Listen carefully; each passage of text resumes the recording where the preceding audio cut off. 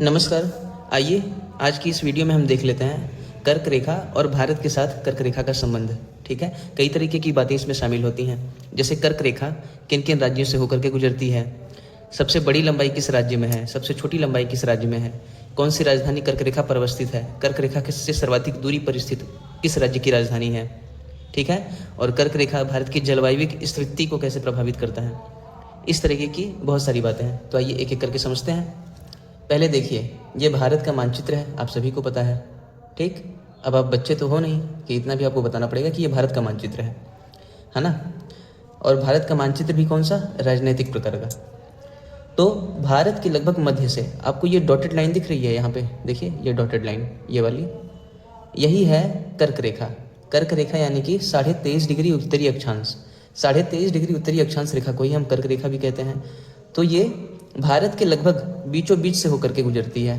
ठीक, देखिए आप सभी को पता है कि भारत के इधर की दिशा पश्चिम होगी, अगर हम बीच में खड़े हैं तो इधर की दिशा पश्चिम होगी और इधर की दिशा पूरब होगी।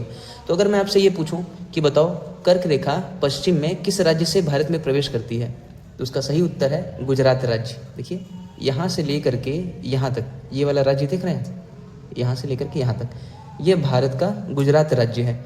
तो पश्चिम में कर्क रेखा गुजरात राज्य से ही एंट्री मारती है। देखिए यहाँ पे है ना, यहाँ से प्रवेश करिए गुजरात राज्य में। और कर्क रेखा भारत के कुल 8 राज्यों से होकर गुजरती है। कितने राज्यों से, 8 राज्यों से, याद रहेगा।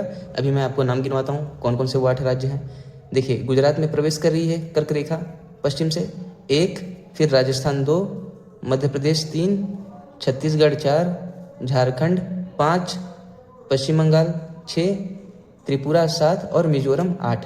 तो वो कौन कौन से राज्य हो गए, गुजरात, राजस्थान, मध्य प्रदेश, छत्तीसगढ़, झारखंड, पश्चिम बंगाल। देखिए पश्चिम बंगाल यहाँ से यहाँ तक चला आया है, देख रहे हैं, यहाँ तक, यहाँ असम तक, ये असम है। देखिए यहाँ से ये लेकर के यहाँ तक पूरा ये पश्चिम बंगाल है। ठीक है, पश्चिम बंगाल, त्रिपुरा और मिजोरम।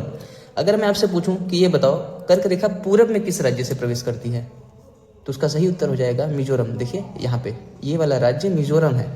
ठीक, तो पूरब से कर्क रेखा भारत में मिजोरम राज्य से प्रवेश करती है। पश्चिम में मैंने आपको बता दिया।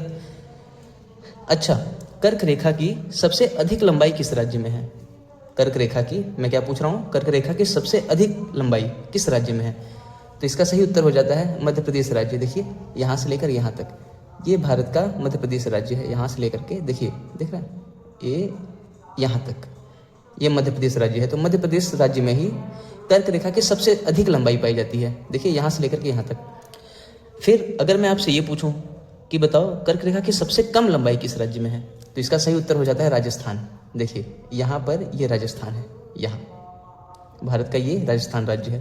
तो राजस्थान में देख रहे हैं, बस एकदम छोटा सा क्षेत्र, देखिए छोटा सा क्षेत्र ही कर्क रेखा के, है ना, मतलब छोटे से क्षेत्र से ही कर्क रेखा देखिए गुजर रही है। देखिए यहाँ पे छोटा सा क्षेत्र है।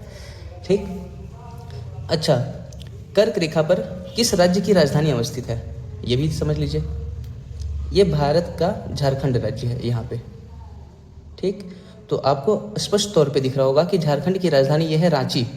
तो रांची बिल्कुल कर्क रेखा पर अवस्थित है। ठीक है, रांची किस पे अवस्थित है, कर्क रेखा पर। किसकी राजधानी है, झारखंड की राजधानी। अगला प्रश्न आपसे अगर ये पूछा जाए कि बताओ किस राज्य की राजधानी कर्क रेखा से सर्वाधिक दूरी पर स्थित है। देखो झारखंड की राजधानी रांची है, नॉर्मली लोगों को पता भी होता है कि कर्क रेखा पर ही अवस्थित है, लेकिन ये लोगों को नहीं पता होता कि किस राज्य की राजधानी कर्क रेखा से सर्वाधिक दूरी पर है। तो इसका सही उत्तर हो जाता है केरल की राजधानी तिरुवनंतपुरम। देखिए यहाँ पे ये है भारत का केरल राज्य, दक्षिण में ये भारत का केरल राज्य है और इसी की राजधानी तिरुवनंतपुरम, देख रहे हैं, सबसे दक्षिण में स्थित है यहाँ पे। और आपको बताऊं कि तमिलनाडु की जो राजधानी है वो यहाँ पे पड़ जाता है। ठीक, तो आपसे अगर एग्जाम में दे करके ये फंसाना चाहे तो आप बिल्कुल ये स्पष्ट तौर पे ऐसे याद रखिएगा कि तिरुवनंतपुरम ही सबसे दक्षिण में है। ठीक, ऐसी राजधानी है मतलब राज्य की। चलिए अब ये समझिए कि कर्क रेखा भारत को 2 कटिबंधों में बांटता है। ठीक, कर्क रेखा के दक्षिण का हिस्सा, ये वाला हिस्सा उष्ण कटिबंध में पड़ जाता है। किस कटिबंध में, उष्ण कटिबंध में। और कर्क रेखा के उत्तर में भारत का यह हिस्सा शीतोष्ण कटिबंध में पड़ जाता है। ठीक, नीचे का हिस्सा उष्ण कटिबंध और ऊपर उत्तर का हिस्सा शीतोष्ण कटिबंध। लेकिन आपको यह भी बता दूं कि उत्तर भारत में शीतोष्ण कटिबंध की जलवायु भारत के संदर्भ में उतनी प्रभावी नहीं हो पाती जैसे कि विश्व के अन्य देशों में प्रभावी रहती है। इसका कारण क्या है? कारण ये है हिमालय की अवस्थिति। देखिए, भारत के उत्तर में इधर हिमालय पर्वत का विस्तार है, आपको पता होगा। इसके बहुत ही ऊंचे ऊंचे शिखर हैं, ठीक, बहुत ऊंची ऊंची पहाड़ियाँ इसके अंतर्गत पाई जाती हैं हिमालय के अंतर्गत। तो वो साइबेरिया से चलने वाली हवाओं को, जो ठंडी हवाएं होती हैं, इसके लिए हिमालय अवरोधक का काम करता है। इसीलिए जो उपोष्ण कटिबंध की जलवायु उत्तर भारत में प्रभावी होनी चाहिए, उतनी प्रभावी नहीं हो पाती है जैसा कि विश्व के अन्य देशों में प्रभावी रहती है उपोष्ण कटिबंध की जलवायु। ठीक, इतना आपको समझ में आ गया। तो ये रही बात कर्क रेखा और भारत के संदर्भ में। एक बात और याद रखिएगा, 82.5 डिग्री पूर्वी यामी उत्तर यानी कि देशांतर रेखा को, 82.5 डिग्री पूर्वी देशांतर रेखा को भारत की मानक समय रेखा स्वीकार किया गया है। इसका कारण क्या है? मानक समय रेखा स्वीकार करने का कारण है इसकी बीचों बीच अवस्थिति। देखिए, ये भारत के लगभग मध्य से होकर के गुजरता है ना, उत्तर दक्षिण दिशा में। कर्क रेखा तो पूर्व पश्चिम दिशा में गुजरती है, उत्तर दक्षिण दिशा में ये 82.5 डिग्री पूर्वी यामी उत्तर लगभग मध्य से होकर के गुजरता है। ठीक है, इसीलिए इसको भारत की मानक समय रेखा स्वीकार किया गया है। तो भारत की मानक समय रेखा और कर्क रेखा किस राज्य में एक दूसरे को काटती हैं? अगर ये प्रश्न बने तो इसका सही उत्तर हो जाता है छत्तीसगढ़। देखिए, ये है जो राज्य यहाँ से लेकर यहाँ तक, ये छत्तीसगढ़ राज्य है। तो छत्तीसगढ़ के अंतर्गत ही ये भारतीय मानक समय रेखा और कर्क रेखा एक दूसरे को यहाँ काटती है। ठीक है, याद रहेगा। चलिए, अगले वीडियो में नए कंसेप्ट के साथ आपके सामने आऊँगा, नई चीज़ें सीखेंगे। ऐसे ही और वीडियोस के लिए मेरे चैनल को सब्सक्राइब कर लीजिएगा।